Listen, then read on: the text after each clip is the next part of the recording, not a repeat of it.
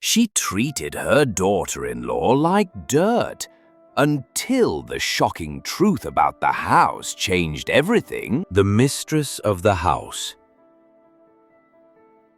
It was a bright morning in a wealthy neighborhood, but inside the grand mansion, tension simmered. In the large living room filled with marble floors and gold-framed portraits, the harsh voice of Mama Grace, the mother-in-law, echoed through the halls. "Hey, you get that mop and clean this floor properly. You think just marrying my son makes you somebody?" she barked, standing with her arms folded, glaring at her daughter-in-law.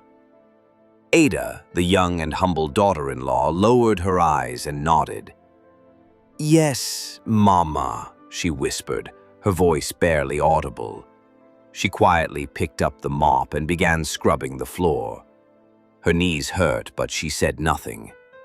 This wasn't the first insult she had swallowed. Each day brought a new humiliation, a new task, and the same painful silence from her husband, who always avoided the conflict. Later that afternoon, Ada sat in her small room with a worn-out photo of her late father. She clutched it close, her tears falling quietly. "Papa, I miss you," she whispered. "You gave me strength, but I'm tired." On the table beside her lay a file she never touched, legal papers too heavy with meaning.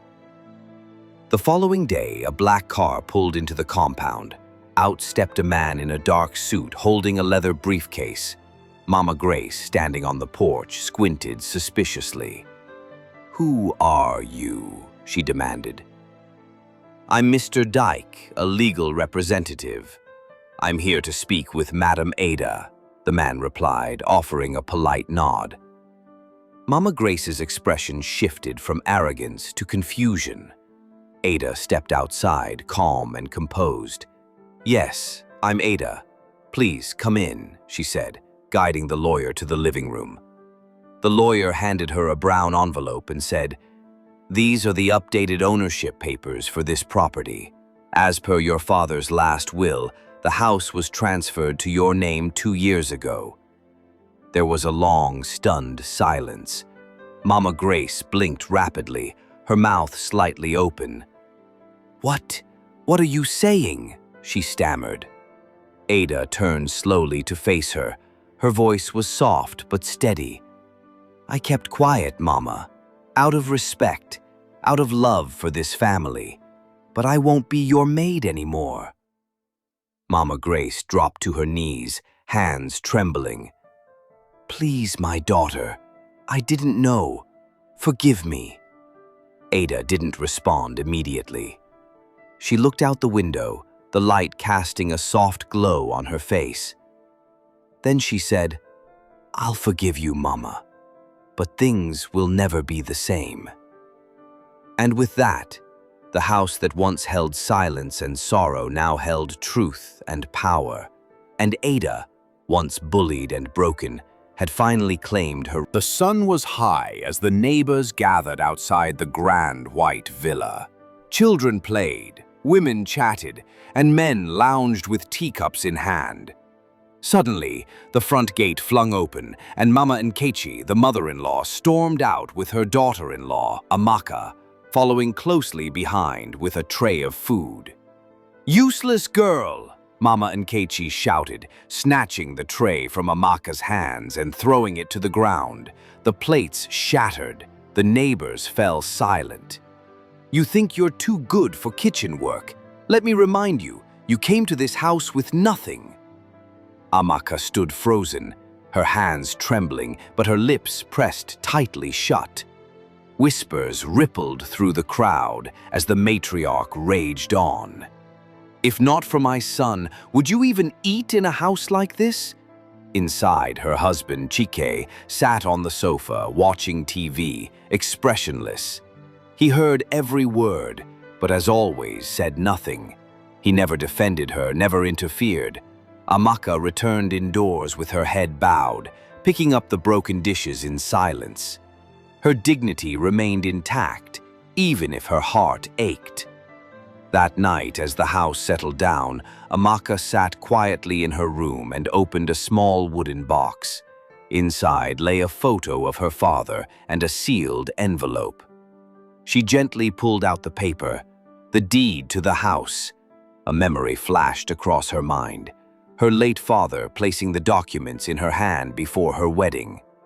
"This house is yours, my daughter. Never let anyone make you feel small within it." The next evening, Mama Nkechi arranged a large family dinner. She had invited relatives and neighbors, hoping to brag about her status and show Amaka her place again. As the meal was served, laughter filled the room until Amaka calmly stood up and cleared her throat. "There's something I need to share with everyone," she said, holding a folder in her hands. The room fell quiet.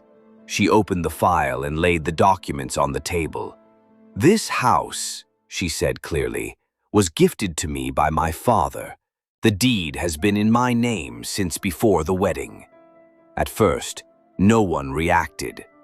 Then eyes widened, murmurs broke out, and Mama Nkechi's face drained of color. "You're lying," she hissed, reaching for the papers. "Please read them," Amaka said, her tone firm. "They are verified and registered." Mama Nkechi's hands trembled as she flipped through the pages.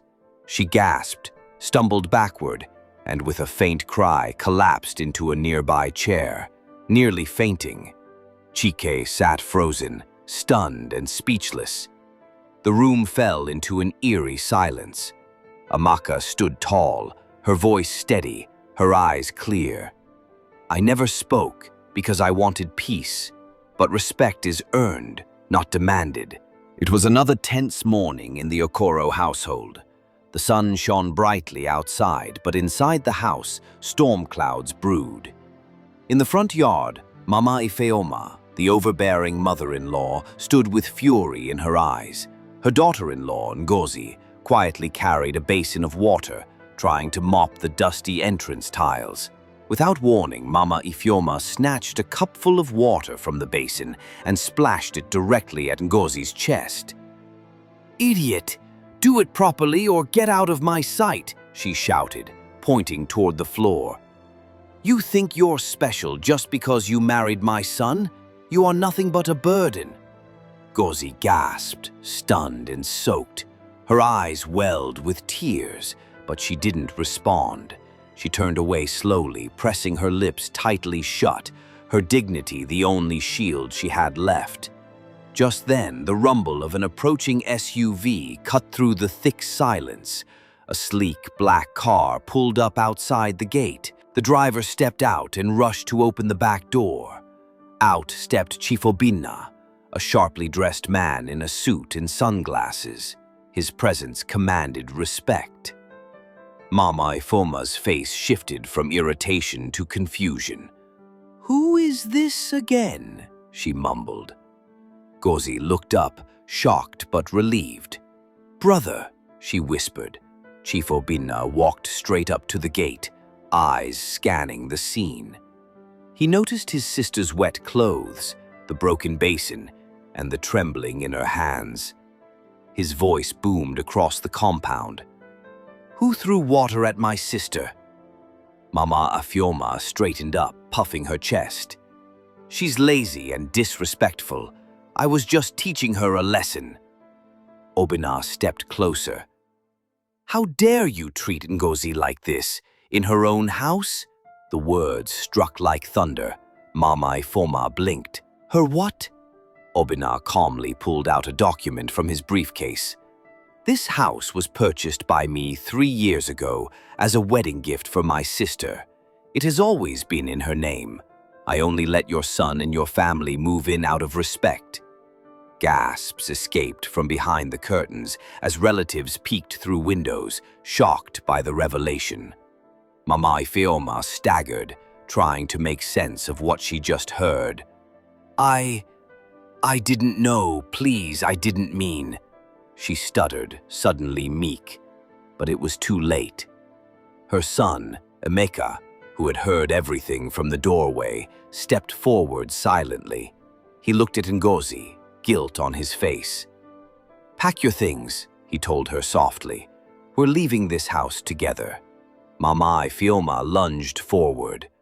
"No, my son, don't go. I'm your mother." Emeka shook his head.